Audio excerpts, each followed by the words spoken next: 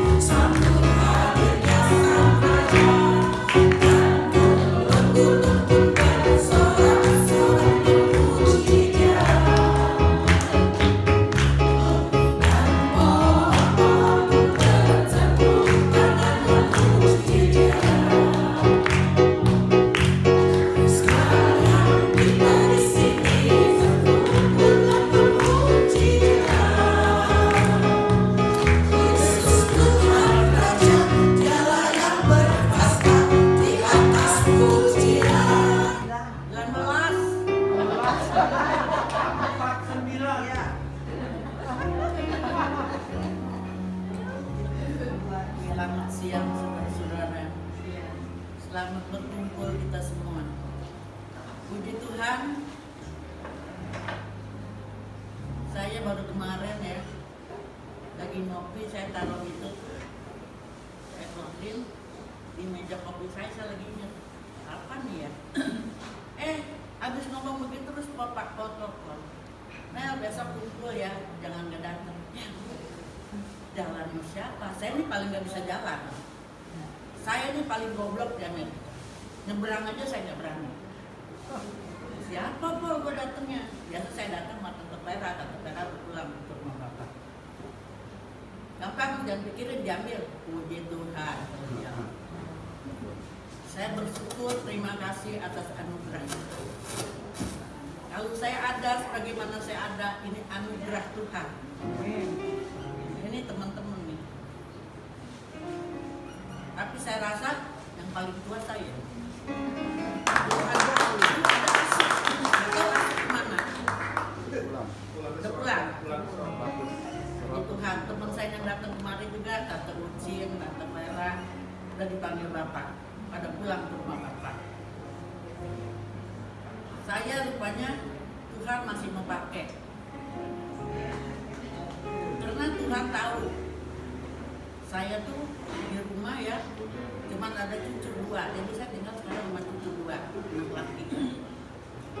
Saya ngerawatin dia dari 3,5 tahun, sekarang dia udah 24, jadi saya udah 20 tahun. Bersyukur atas anugerah Tuhan ya, saya ada sebagaimana saya ada, ini anugerah. Benar-benar saya pikir anugerah Tuhan. Saya cuma kalau pagi jam 5, saya tidur tuh paling susah ya, tidur paling 3 jam. Jam 5 saya bangun, saya turun, saya udah sediakan, terima kasih. Saya masih ada. Saya pikir malam mana nih, malam ada lagi, terima kasih.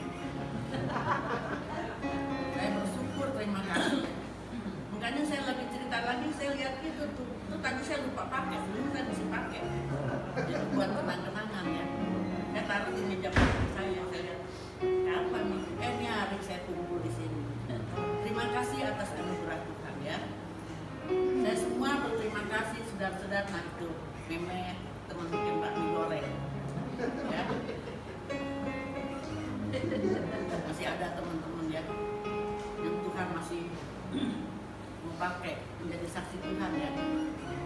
Saya berterima kasih. Saya paling senang ya kalau saya di dapur, saya mandi, pokoknya apa, saya nyanyi. Sebab nyanyi, saya sih nggak dianugerahkan nyanyi, nggak bisa nyanyi, tapi saya senang aja ya. Saya pikir indah rencana Tuhan. Benar-benar ini indah, yang saya cuma pikir indah rencana Tuhan. Kalau saya hidup masih dipakai Tuhan, masih bisa jalan, lumayan juga masih bisa masak. Tapi tadi saya suka bikin makanan, sekarang Paul udah nggak kasih. Jangan bikin apa-apa lo ya. Ya, memang udah nggak kuat ya. Udah nggak kuat, disuruh udah nggak mau sekarang ya. Tapi saya pikir benar-benar indah. Saya rasa saya nggak mau nyanyi sendiri, sebab saya tidak diambang kalau nyanyi, kita nyanyi bareng. Kemampuan. Indah rencanamu lagu favoritnya.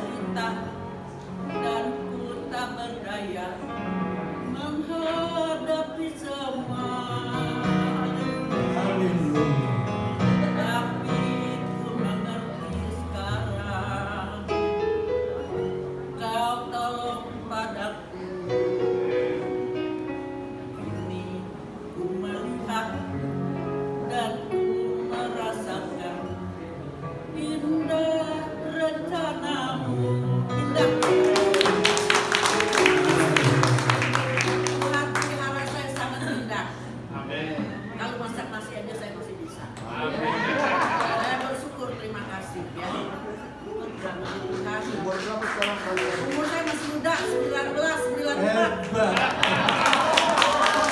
Pertama-tama saya mengucap syukur, terima kasih sama Pak Edi dan kawan-kawan semuanya yang memperhatikan di mana tahun 2021 saya tidak sedih, tetapi saya mengungkapkan kebaikan Tuhan dan penyertaan Tuhan sampai saat ini. Tahun 2021 ini adalah tahun harus saya hadapi, harus saya terima dengan berbuka hati. Dan satu hal yang saya rindukan tetap ada di dalam mengiring Tuhan Yesus. Saya mau saksikan awal dari tahun 2021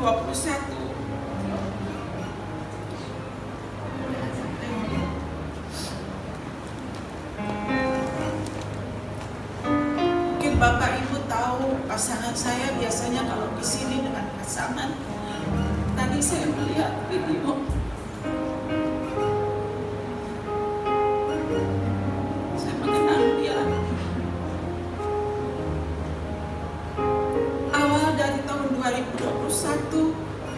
kejadiannya, tapi yang saya syukuri pada masa pandemi ini sangat menyesakkan hati saya.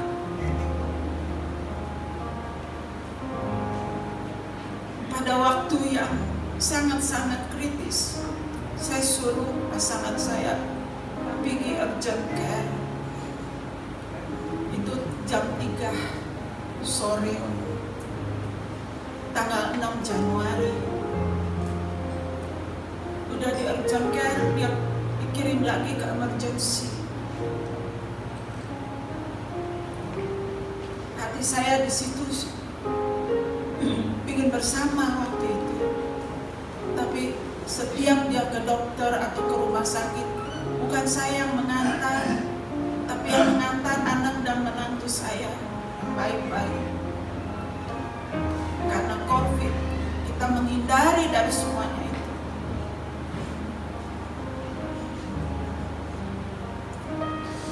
Tanggal 9 Januari pagi hari saya mimpi dia datang ke rumah, dia masih di emergency. Wow, saya bersyukur Tuhan, bersyukur dia akan balik. Bersyukur Tuhan, saya balik, dia akan balik ke rumah. Saya baca Bible, saya nyanyi, mengucap syukur pada Tuhan, nyanyi sekencang-kencangnya. Terima kasih Tuhan, dan saya tahu kalau dia pulang ke rumah ke Fontana ini, dia orangnya nekat. Kalau toh tidak dijemput, dia bisa aja pulang sendiri. Orangnya begitu. Saya yakin sekali waktu itu. Saya mimpi jam 6 lebih ya waktu itu. Karena itu saya yakin dia akan balik lagi. Nah, setengah 10 sampai setengah 10 saya Bible, dan bahkan di situ di tengah-tengah saya membaca Bible. Tuhan memberikan rema, Tuhan memberikan kekuatan di dalam Rom 12 ayat 12. Bersukacitalah senantiasa di dalam Tuhan. Bersabarlah di dalam kesesakan. Teruslah berdoa, bilang ibu. Saya amin aja, pokoknya amin aja saya. Rom 12 ayat 12 itu. Saya nyanyi terus. Satu waktu saya belum selesai, saya dipanggil oleh anak-anak, "Mami duduk sini."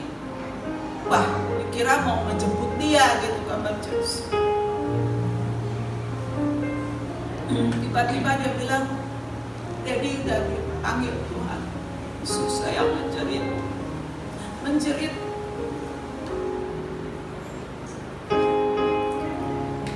Sejadi-jadinya. Ternyata Bapak Ibu, waktu saya mimpi jam 6 lewat, dia tuh berangkat sebenarnya ke rumah Bapak. Tapi baiknya itu Tuhan memberikan. Rohnya datang dulu di depan kamar saya. Dan itu berita baru saya dengar setengah 10, Bapak Ibu. Udah beberapa jam di emergency.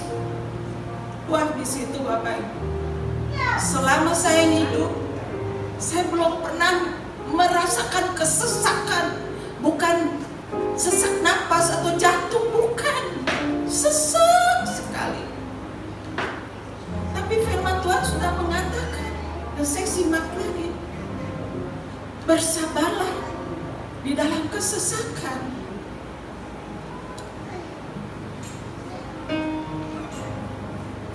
Karena apa, mungkin waktu itu saya kalau masih muda, mungkin saya bisa lihat dia ya waktu dia emergency, bisa mendoakan setidak-tidaknya. Tapi tidak bisa ditengokin Bapak Ibu. Itu yang sedih, itu yang bikin saya sesat. Tapi Tuhan sudah menghibur duluan. Bersabarlah di dalam kesesakan.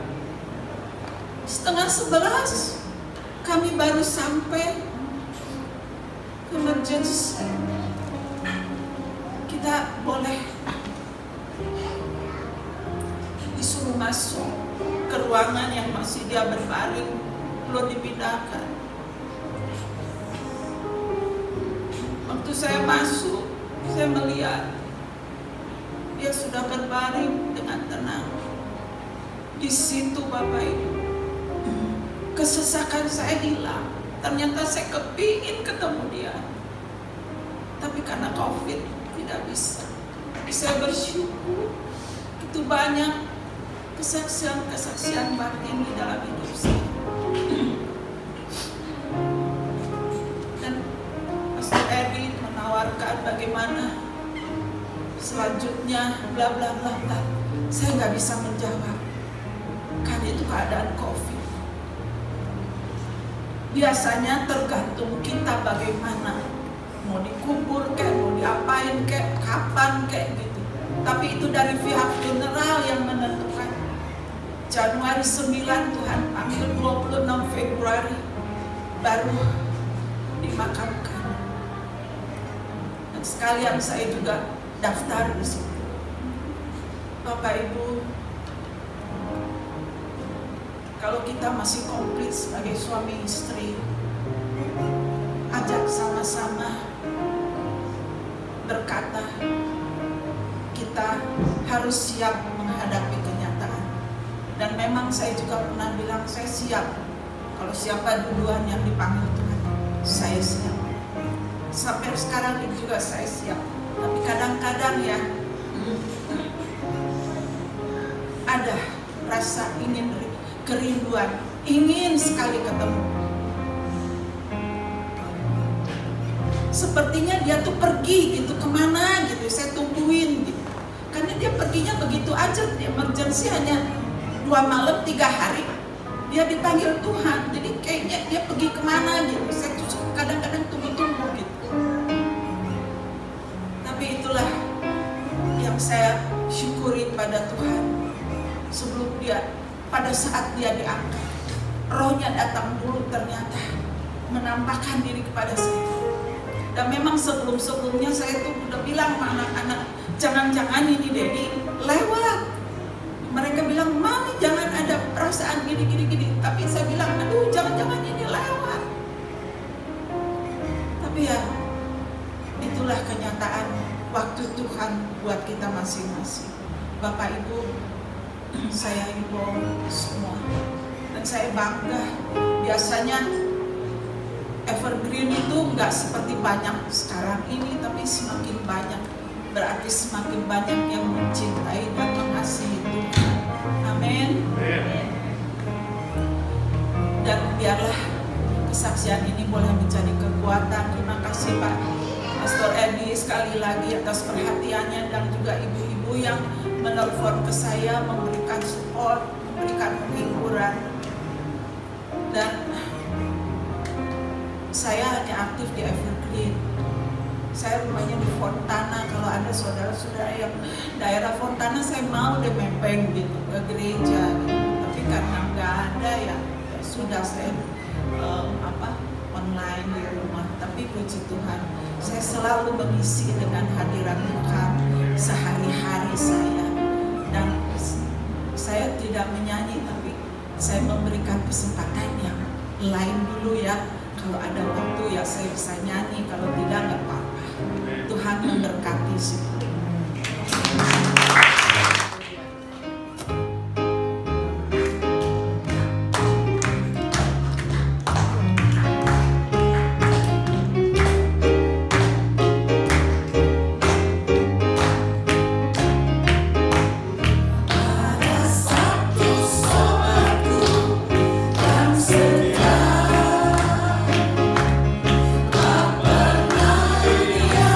Tinggalkan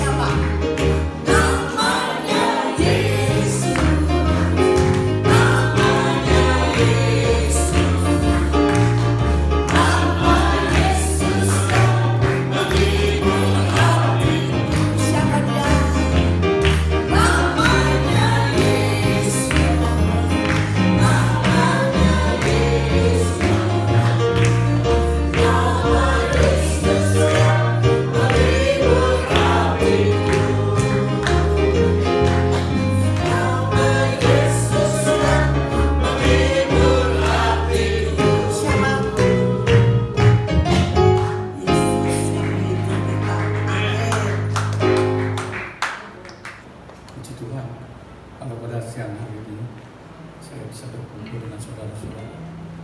Saya akan membawakan sebuah lagu yang berjudul Aku Mau Yesus Sertaku. Mudah-mudahan lagu ini berkenan kepada saudara. Terima kasih.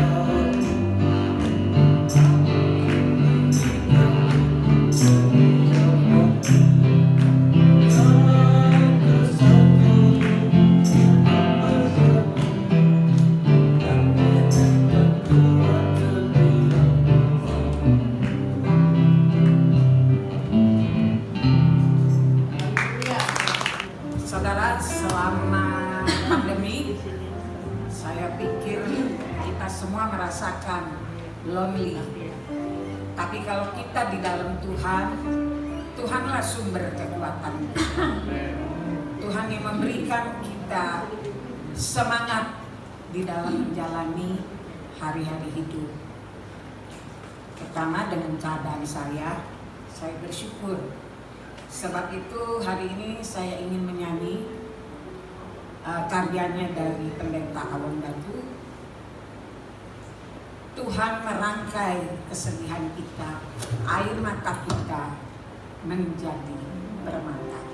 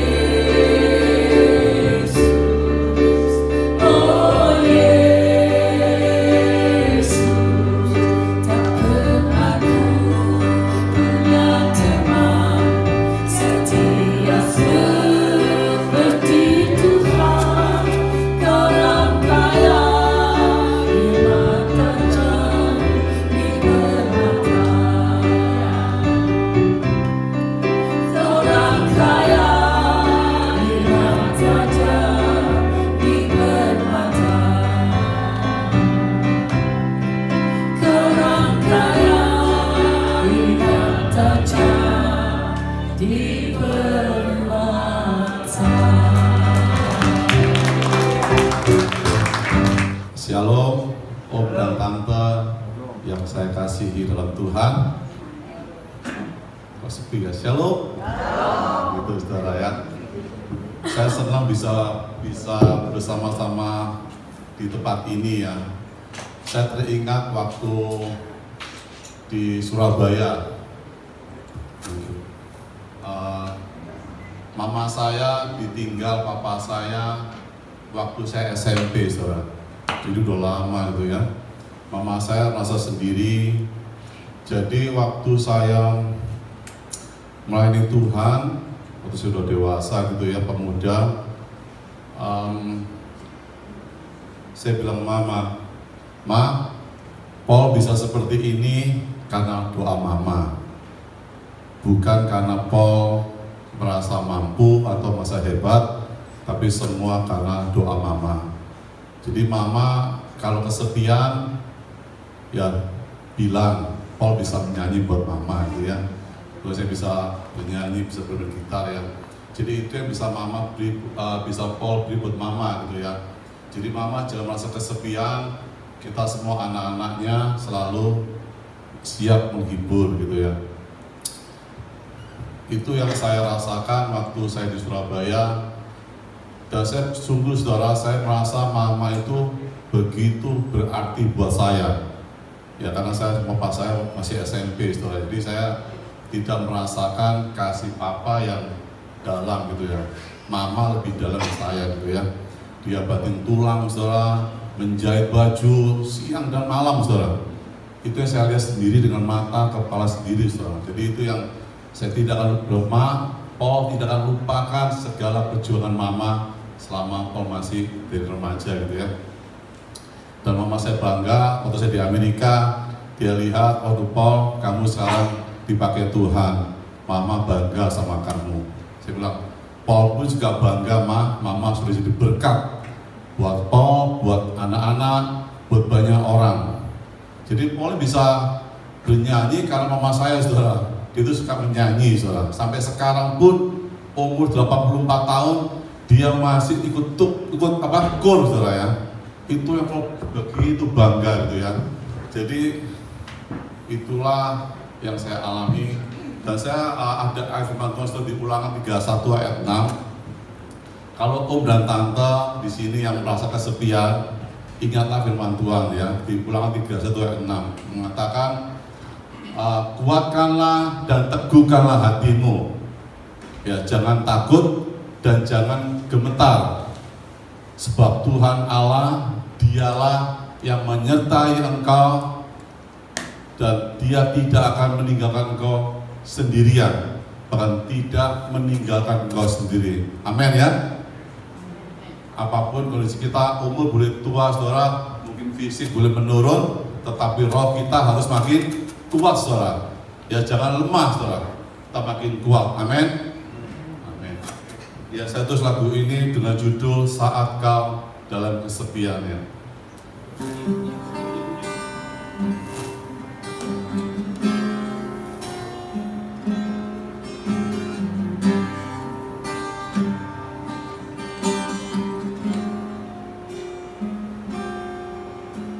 Saat kau dalam kesepian,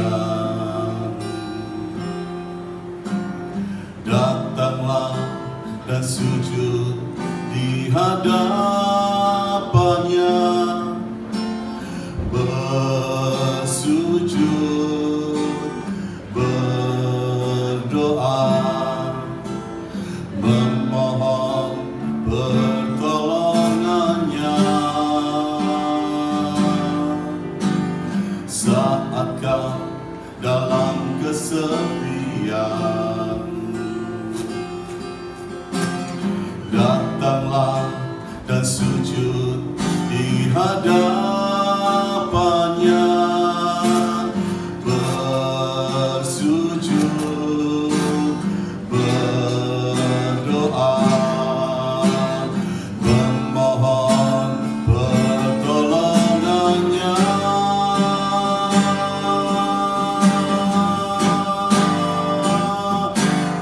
Kuatkan dan teguhkanlah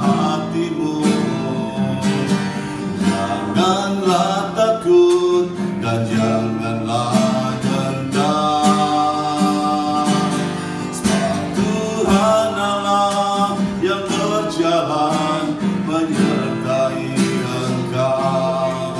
Dia tidak akan membiarkan, tidak akan meninggalkan engkau sendirian. Makan dan teguhkanlah hatimu, janganlah takut dan janganlah gentar. Sebab Tuhan Allah yang berjalan menyertai engkau. Dia tidak akan membiarkan, tidak akan meninggalkan engkau sendirian.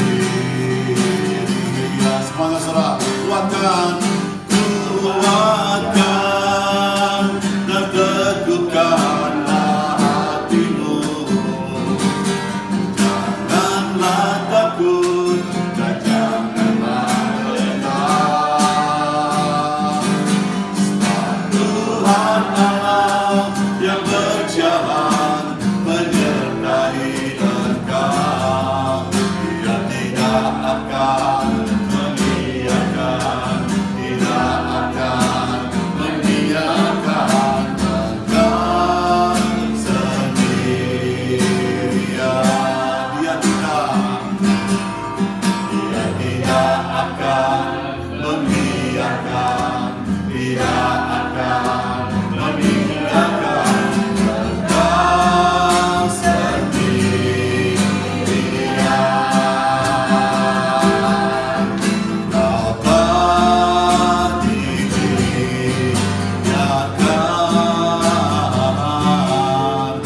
kau telah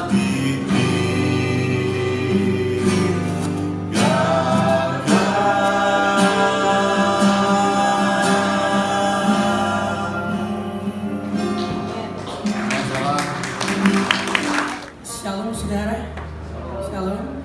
Hidup ini adalah kesempatan kita semua untuk melayani Tuhan. Amin. Hidup ini adalah kesempatan kita menjadi berkat buat kita semua.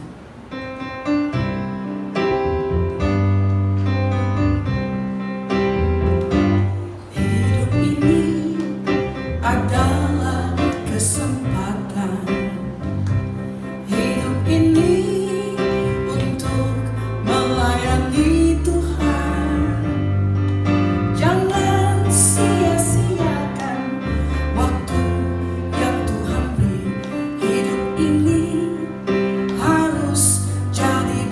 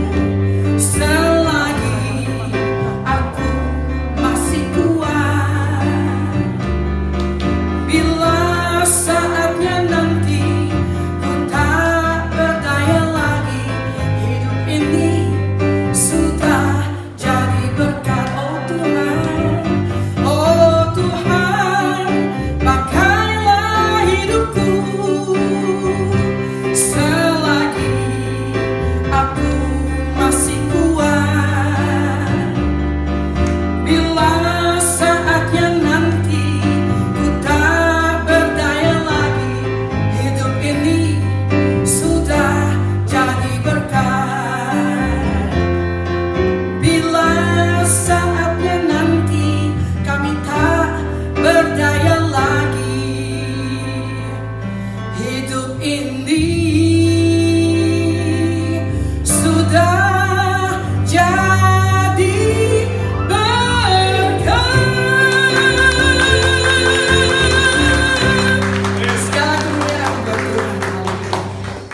Saudara-saudaraku, saya ingin menyampaikan sebuah lagu Tiap Langkahku.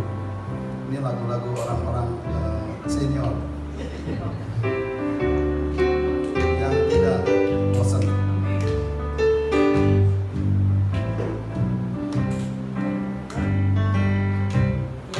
Langkahku diatur oleh Tuhan, dan dengan kasih-Nya memimpinku di tengah badai dunia menakutkan. Hatiku tetap tenang teduh. Tiap langkahku ku tahu yang Tuhan pimpin ke tempat tinggiku dihantarnya, hingga sekali nanti aku tiba di rumah Bapa surga yang bakal. Kita ulangi lagi sekali. Tiap langkahku diatur oleh Tuhan, dan tangan kasih-Nya memimpinku di tengah badai dunia menakutkan. Hatiku tetap tenang teduh.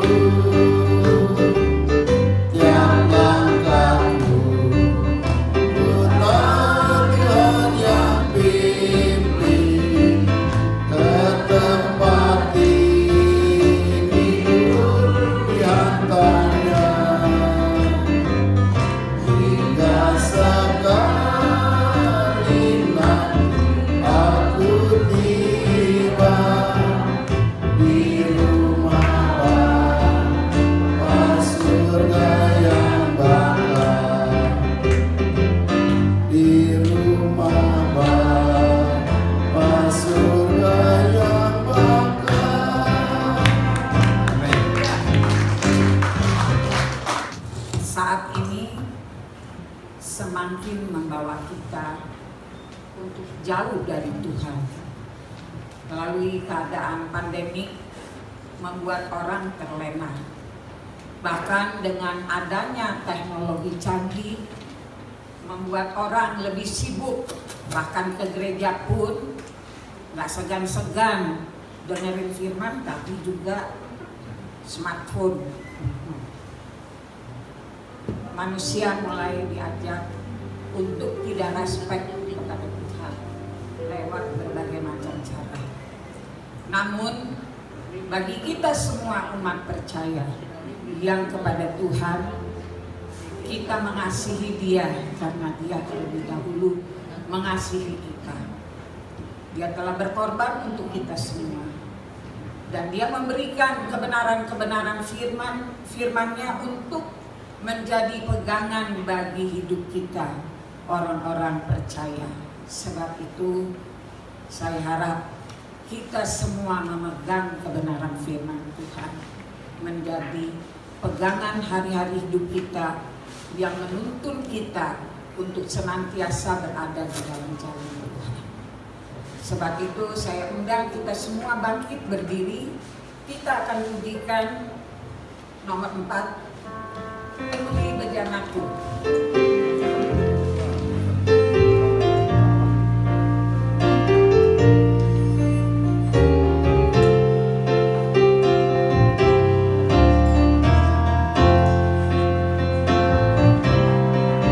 Aku datang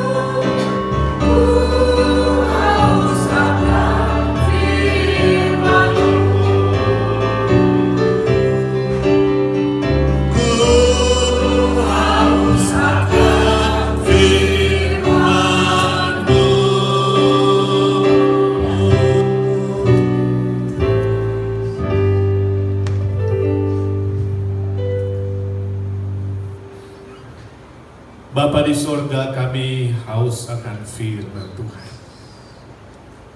Kata-kata manusia terbatas. Kata-kata dunia apalagi lebih menyesatkan seringkali. Kata-kata hati kami seringkali juga salah. Kami butuh kata-kata firman Tuhan. Hibur kami yang sedih, kuatkan kami yang lemah, sembuhkan yang sakit. Firman berkuasa ya Tuhan. Engkau hanya berfirman, maka yang sakit sembuh. Engkau hanya berfirman, yang sedih dihiburkan. Engkau hanya berfirman, yang lemah dikuatkan. Engkau hanya berfirman, yang terjatuh diangkat kembali. Oh Tuhan, kami membutuhkan firman. Pakai hamba-Mu yang lemah dan terbatas ini, jadikan dia saluran berkat firman-Mu.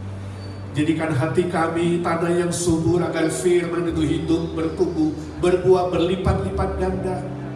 Tak putus-putusnya kami bersyukur untuk Evergreen. Para senior kami, om dan tante, orang tua kami. Firman berkata ketika kami kehilangan seorang ibu, seorang ayah, seorang om, seorang tante, Tuhan menambahkan 100 kali lipat.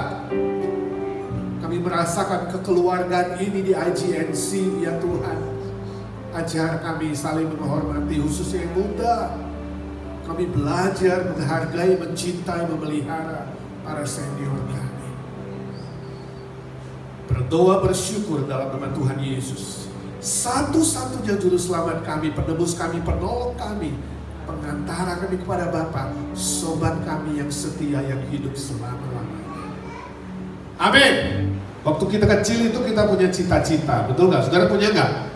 Waktu kecil kita punya cita-cita, mau jadi dokter, mau jadi insinyur, ya, mau lebih besar, mau punya mobil, mau bisa nyetir. Udah remaja, cita-cita pengen dapat SIM, ya, supaya bisa jalan-jalan, pengen punya sepeda motor. Udah pemuda, cita-citanya lain lagi, berubah terus cita-citanya. Pengen punya pacar, ya kan? Pengen punya apa lagi? Rumah, ya. Kalau udah kerja, pengen beli rumah, pengen punya mobil, ya. Berubah. Setelah menikah, cita-citanya lain lagi. Pengen punya 5 anak, ada yang 3 anak, ya. Ada yang pengen punya mantu yang cakep. Sesudah senior, masih punya cita-cita nggak? Sekarang yang senior-senior, om dan tante masih punya cita-cita nggak? Segudang. Hah? Segudang cita-cita. Segudang cita-cita. Tepuk tangan untuk Paul, iya. Itu sebabnya belum boleh pulang ke rumah Bapak sampai umur 100. Masih segudang nih cita-citanya, ya kan? Jadi selalu punya cita-cita, punya cita-cita. Nah, kalau Tuhan berikan Bapak Ibu 100 tahun, kalau ya, kira-kira mau buat apa? Apa? Saudara mau buat apa? Kalau tinggal 10 tahun, atau tinggal 3 tahun, atau tinggal 5 tahun, ayo mau ngapain? Mau nyanyi? Mau ngerem di kamar, di rumah? Mau keluar? Ya, mau kabarkan Injil, mau menangkan jiwa? Ada nggak sesuatu yang masih membuat jiwa ini bergairah? Umur dan usia itu tidak tergantung angka, tapi tergantung jiwanya. Hatinya ini loh. Ya, Tante Lena misalnya tambah 5 tahun lagi Tuhan, atau 10. Cita-citanya apa Tante Lena? Pasti masak-masak mungkin ya. Sudah lama nggak masak untuk Evergreen misalnya, ya kan? Ai Aiwati misalnya, ya, Aiwati itu paling sehat dia. Ya, dia tiap hari jalan kaki, pagi, sore, ya. Satu hari berapa mil? 5 ya. Bisa 5 mil dia. Kita yang muda-muda ini 1 mil aja ngos-ngosan. Raja Salomo pernah ditanya sama Tuhan, kamu akan diberikan sesuatu yang pasti dikasih, mau apa?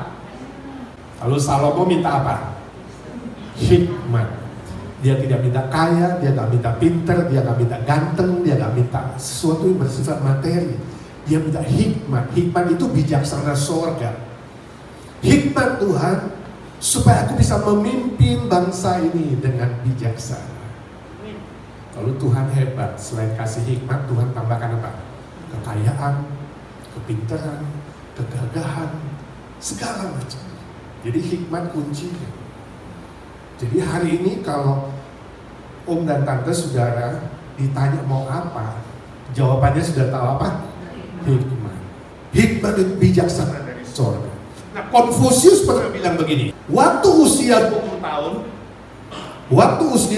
tahun, manusia belajar bijaksana. Waktu usia 30 tahun, manusia bertumbuh bijaksana. Dari belajar jadi bertumbuh. Usia 40 tahun, merasa bijaksana. Usia 50 tahun, coba-coba jadi bijaksana, mencoba bijaksana. Usia 60 tahun, mulai bijaksana. Jadi tahun ini saya usia 60, saya baru mulai bijaksana. Nah, umur 70 baru jadi bijaksana. Jadi yang kelas 7 ini semua udah bijaksana ya. Ya, setuju gak dengan Konfusius? Setuju gak bahwa bijaksana itu ada hubungannya dengan umur? Ada orang udah umur 70, 80 masih gak bijak loh. Saya punya seorang teman sangat baik. Papa mertuanya itu sakit jantung di Jakarta, 70 lebih. Masuk rumah sakit, dioperasi lalu opname. 70 lebih, itu harusnya udah bijaksana. Dia bilang apa? Tidak mau makan di rumah sakit. Selesai operasi ini, saya mau makan babi panggang. Wah, itu kesukaan dia. Jadi mau gak mau karena ngambek, gak mau makan, terpaksalah anak mantu beliin apa? Babi panggang. Sakit jantung habis operasi. Bijaksana atau bijak sini? Gak lama kemudian, game over.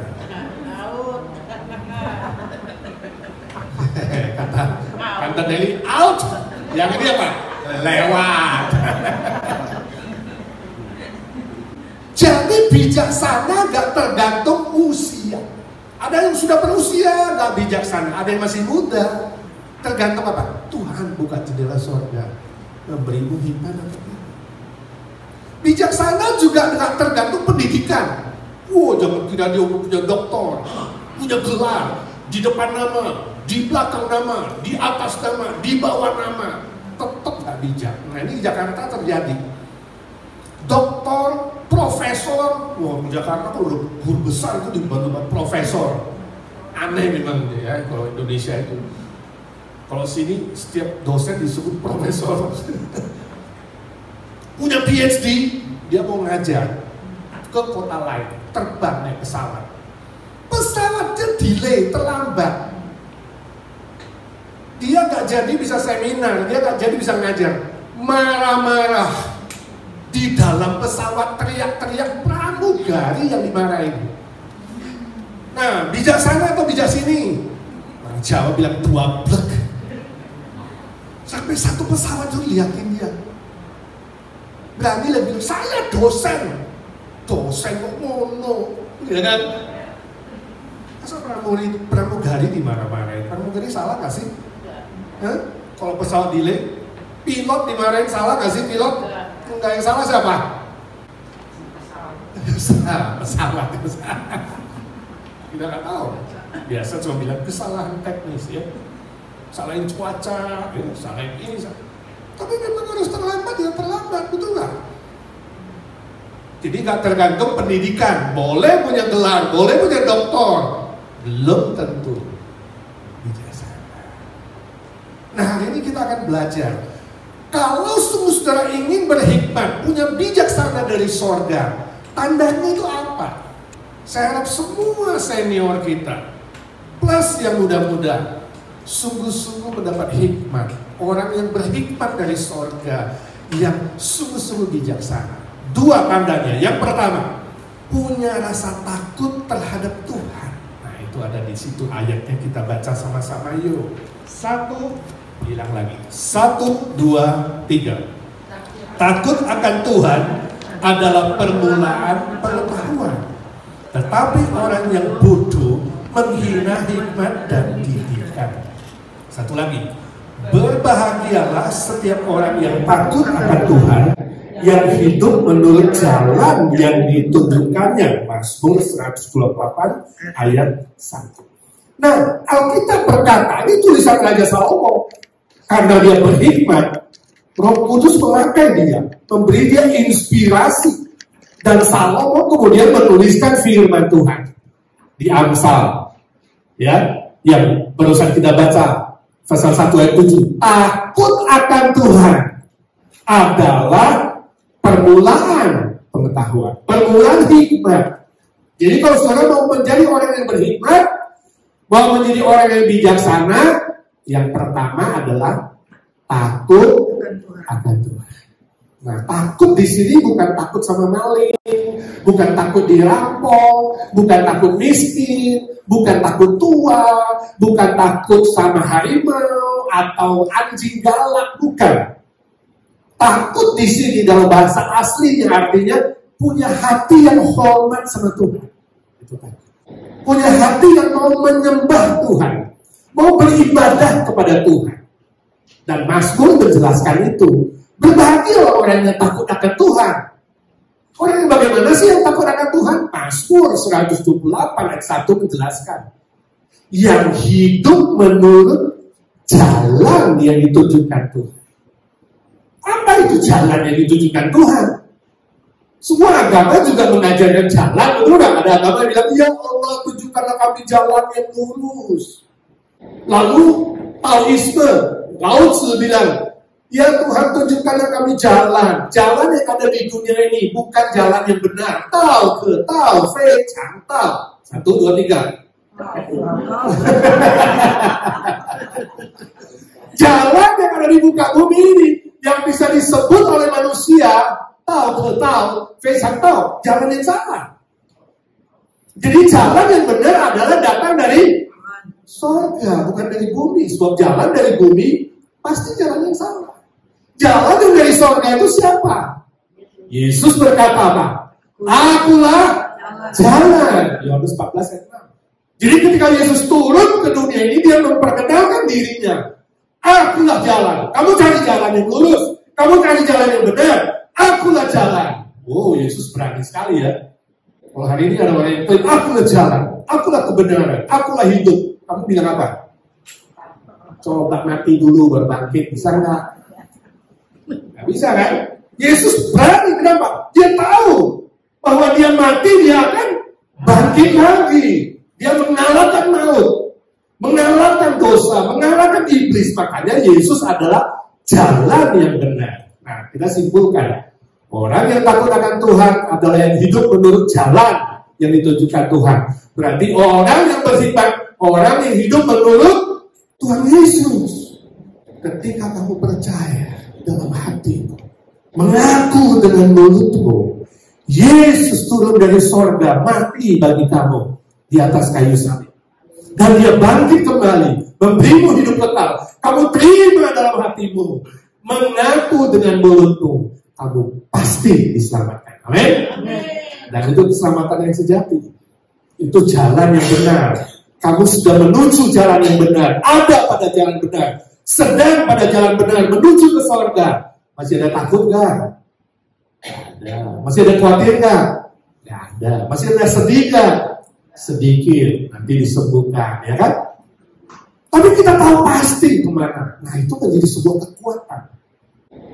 Menjalani hidup ini, walaupun pandemi belum berlalu. 1, 2, 3. Walaupun pandemi belum berlalu, aku memiliki Yesus.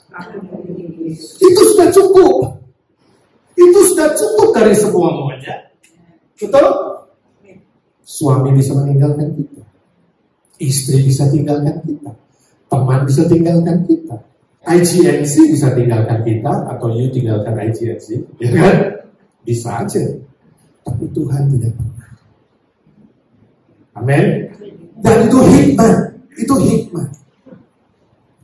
Jadi jika saya tanya, Bapak Ibu Saudara sekalian, Om dan Tante, apakah kamu yakin 100% pasti diselamatkan Tuhan? Amin. 100% yakin? Hari ini mungkin kita pertemuan terakhir, aku nggak tahu. Karena pertemuan berikutnya aku nggak tahu kapan kau mengatur, ya kan?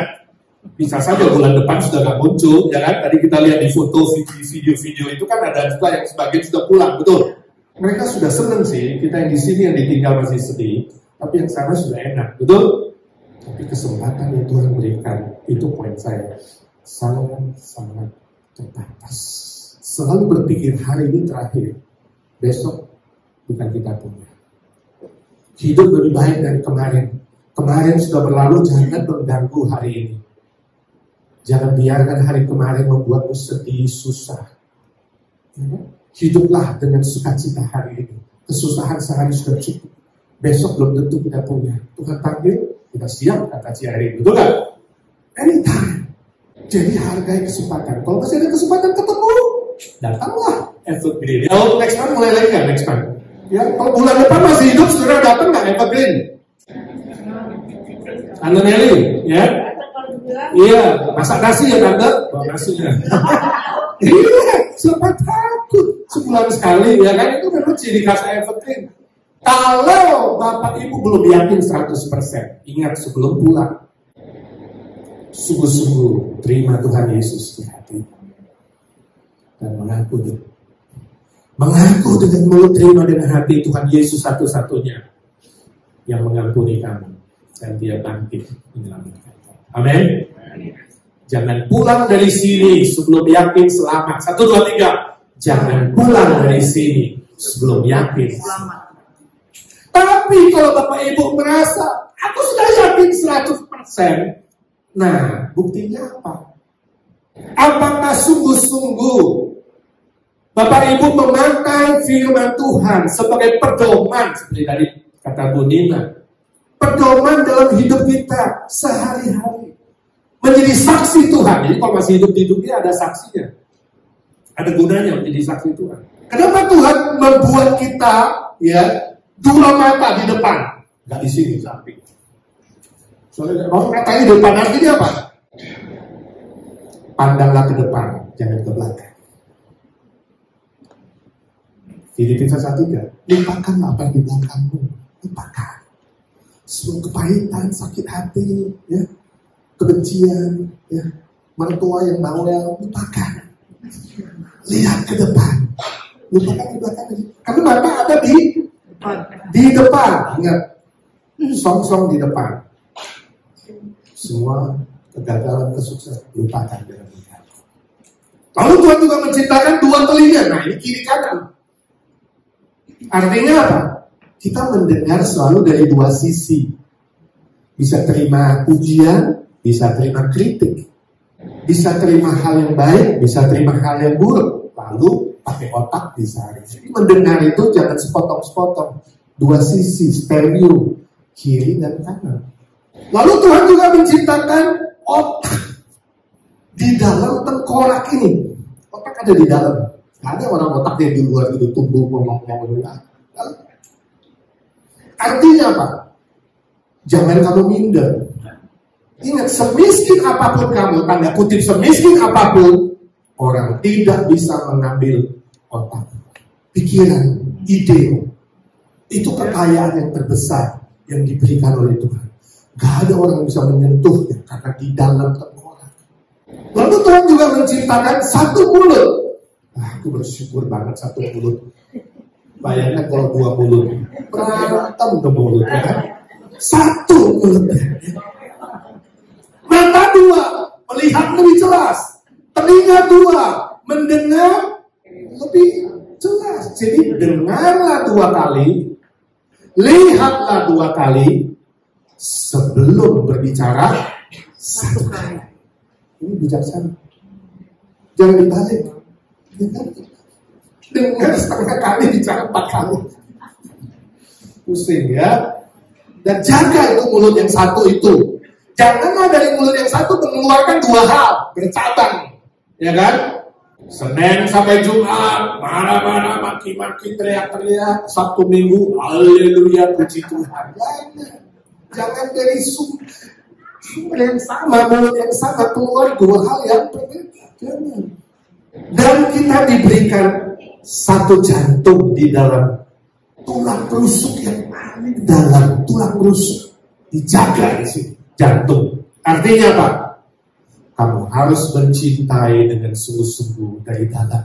Cinta itu harus dari dalam, murni, tulus, tanpa pamrih, tanpa syarat. Ya, belajar dari Tuhan Yesus. Cinta bukan hanya omong tok, tapi dipraktekkan dari hati yang dalam, dari cinta kasih Tuhan Yesus. Itu hikmat. Yang kedua, yang terakhir, tidak serupa dengan dunia. Roma 12 ayat kedua, baca 1, 2, 3. Janganlah kamu menjadi serupa dengan dunia ini, tetapi berubahlah oleh pengetahuan budimu, sehingga kamu dapat membedakan manakah kehendak Allah, apa yang baik, yang berkenan kepada Allah, dan yang sempurna. Artinya, jangan kamu mengikuti prinsip-prinsip dunia, maksudnya falsafah dunia, ajaran dunia. Jangan. Orang yang berhikmat itu mengikuti jalan Tuhan, petunjuk Tuhan, ajaran Tuhan, bukan ajaran dunia. Kenapa? Karena ajaran Tuhan menolong kamu bisa bedain mana yang baik, mana yang nggak baik, mana yang kehendak Tuhan, mana bukan kehendak Tuhan. Contoh. Orang dunia itu suka balas dendam. Nah, orang yang berhikmat nggak balas dendam, tapi apa? Mengampuni. Orang dunia ini membenci, jahat, lawan jahat, bila perlu lebih jahat lagi. Orang berhikmat, orang Kristen tidak boleh begitu. Harus balas jahat dengan baik. Orang lempar kamu dengan batu, kamu balas dengan lempar apel, roti. Yang baik, berbuat yang baik. Orang dunia bilang bencilah musuhmu, khususnya mertuamu yang galak atau menantumu yang sok ngatur. Tapi Alkitab bilang, ya, kasihilah. Jadi tolonglah mertua-mertua, lebih cintailah, lebih mencintai menantumu. Dunia mengatakan sumber kebahagiaan adalah kekayaan, cari duit sebanyak-banyaknya. Tapi orang Kristen bilang, no, sumber kebahagiaan adalah dari Tuhan Yesus. Dan sukacita yang sebenarnya adalah di evergreen atau daripada sukacita di luar. Jadi berbeda. Intinya kita harus berbeda. Itu disebut pembaharuan budi, pembaharuan pikiran. Bukan budi ya. Bukan. Tapi budi itu pikiran harus berubah menjadi baru di dalam Tuhan. Suatu kali ada seorang bapak berusia 70 tahun lebih. Dia sakit. Sakitnya adalah tidak bisa kencing. Oh, bayangkan kalau nggak bisa kencing ya. Waduh, gimana dok? Harus ke dokter. Lalu dokter bilang harus dioperasi karena ini sudah berat. Lalu bilang jangan dioperasi. Bapak itu kemudian dioperasi. Setelah operasi selesai, wah, udah dia bisa kencing. Lalu waktu keluar rumah sakit, dokter kasih bil, dari rumah sakit kasih bil. Begitu dia lihat, dia kaget dan nangis. Wah, ratus-ratus juta. Dokter hadir di situ, dokter kaget. Bilang, Pak, kenapa kamu sedih? Kalau mahal ya? Kalau mahal biarlah itu biaya dokter dihapus aja. Bayar rumah sakit aja. Bapak itu tambah nangis. Pak, apakah biaya rumah sakit juga mau dikurangi? Bukan dokter, bukan. Aku menangis bukan karena mahal atau gak punya uang, bukan. Aku menangis sebab usia dari 1 sampai 70 tahun.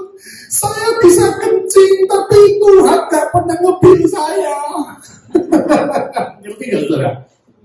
Selama 72 tahun saya kencing lancar, gratis. Gak bayar sama Tuhan.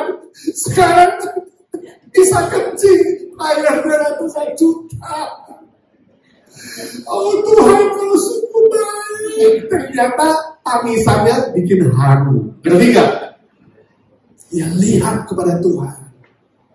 Jadi saudara, ada kejadian apapun di bumi ini, Lihat kepada Tuhan, bukan kepada masalah, bukan kepada materi, bukan kepada problem. Lihat kepada Tuhan, pasti bisa bersyukur. Dari Pak Indra bilang, bokong juga bersyukur ya kan. Sakit pinggang bersyukur, tapi bukan syukur karena sakitnya, syukur karena Tuhan menyertai, Tuhan memelihara, Tuhan mencukupkan, Tuhan akan memulihkan. Jadi fokus sama Tuhan itu orang berhikmat. 1, 2, 3, fokus sama Tuhan. Jadi mulai hari ini nggak ada lagi kita dengar keluhan sakit ini, sakit itu. Ditanggung kata-kata dari sakit itu sakit, tapi jiwanya dong ya. Hebat kata Nelly. 94, 6 tahun lagi kita pesta besar-besaran. Siap? Jadi orang berhikmat? Siap jadi orang berhikmat? Kok lemes lapar ya? Siap jadi berhikmat? Amin. Mari angkat tangan berhikmat. Segala puji syukur bagimu, ya Tuhan, kami memuji-Mu. Ya Tuhan Yesus, kami meninggikan nama-Mu. Kemuliaan hanya bagi kami memuliakan nama-Mu Tuhan. Engkau yang patut kami puji. Terpujilah, nama-Mu.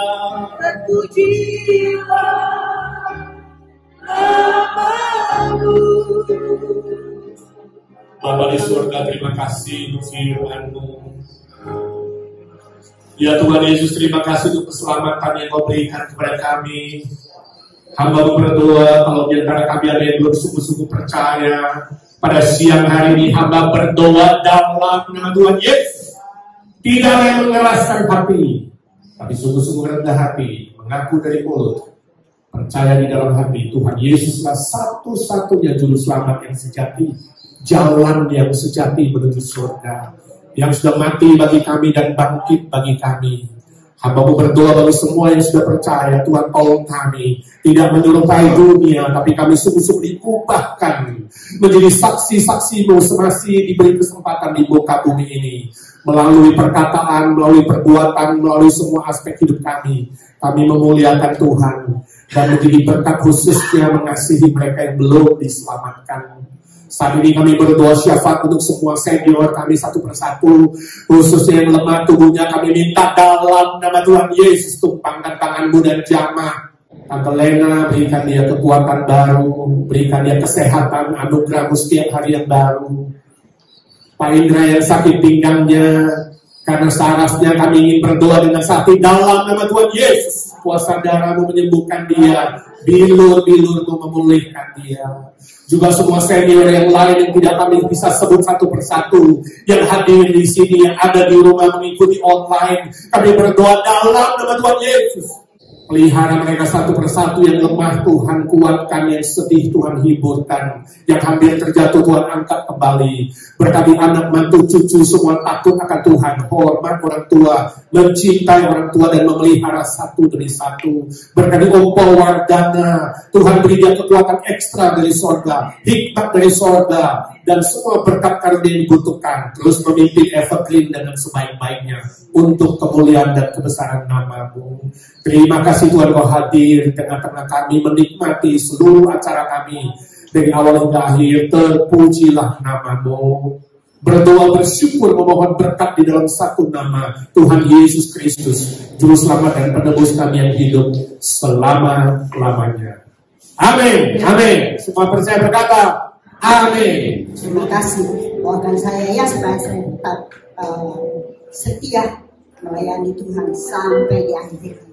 Sekarang saya tidak mau minta lagi pensiun jadi apa aja. Tepuk tangan untuk Bu Hati. Opo, silakan ucapkan sesuatu untuk Bu Hati. Blessing word, kata-kata berkat. Silakan. Tuhan berkati. Means everything. Saudara-saudara, untuk pendek saja saya juga udah lapar tuh saudara. Saudara tahu hati saya kepada saudara-saudara yang bantu sungguh-sungguh memberikan sumbangsihnya dengan kasihnya. Saya berterima kasih. Tuhan Maha Tahu.